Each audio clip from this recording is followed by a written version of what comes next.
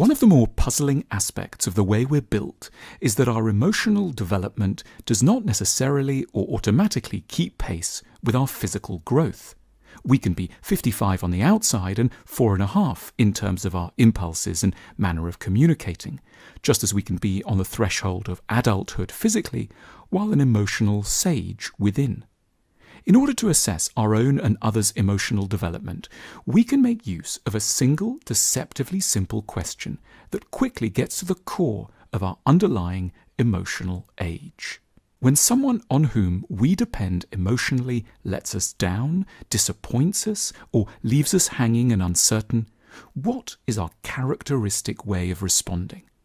There are 3 methods which indicate emotionally immature behaviour. We might grade ourselves on a scale of 1 to 10 according to our propensities. Firstly, we might sulk. That is, we simultaneously get very upset while refusing to explain to the person who has upset us what the problem might actually be. The insult to our pride and dignity feels too great. We are too internally fragile to reveal that we've been knocked. We hope against hope that another person might simply magically understand what they've done and fix it without us needing to speak. Rather, as an infant who hasn't yet mastered language might have a hope that a parent would spontaneously enter their minds and just guess what was ailing them. Secondly, we might get furious. Another response is to get extremely and disproportionately angry with the disappointing person. Our fury may look powerful, but no one who felt powerful would have any need for such titanic rage. Inside, we feel broken, at sea and bereft. But our only way of reasserting control is to mimic an aggrieved emperor or taunted tiger.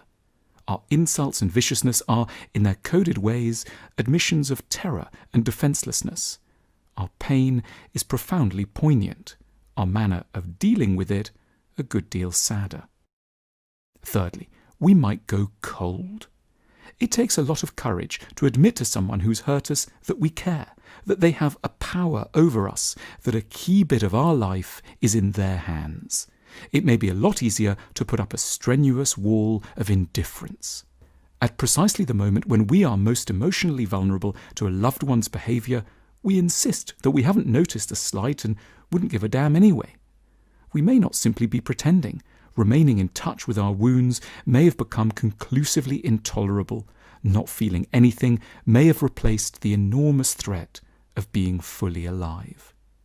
These 3 responses point us in turn to the 3 markers of emotional maturity. Firstly, the capacity to explain.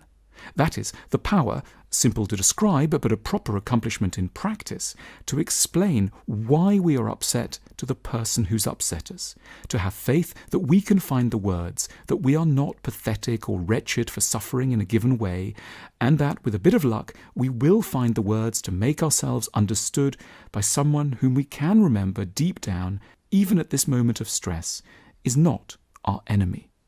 Secondly, the capacity to stay calm. The mature person knows that robust self-assertion is always an option down the line.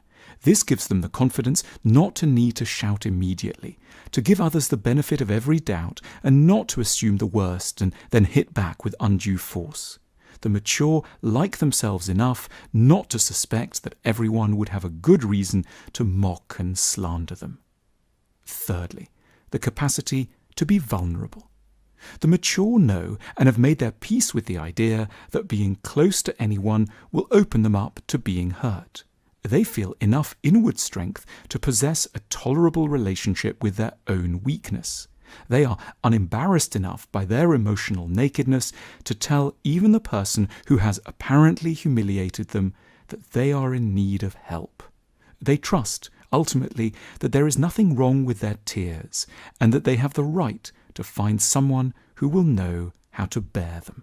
In turn, these 3 traits belong to what we can call the 3 cardinal virtues of emotional maturity: communication, trust, and vulnerability. These 3 virtues were either gifted to us during a warm and nourishing childhood, or else we will need to learn them arduously as adults. This is akin to the difference between growing up speaking a foreign language and having to learn it over many months as an adult. However, the comparison at least gives us an impression of the scale of the challenge ahead of us. There is nothing to be ashamed of about our possible present ignorance. At least half of us weren't brought up in the land of emotional literacy. We may just never have heard adults around us speaking an emotionally mature dialect. So we may, despite our age, need to go right back to school and spend 5,000 to 10,000 hours learning, with great patience and faith, the beautiful and complex grammar of the language of emotional adulthood. Our emotional barometer is a tool that can help us to more clearly explain our moods. Click the link on screen now to find out more.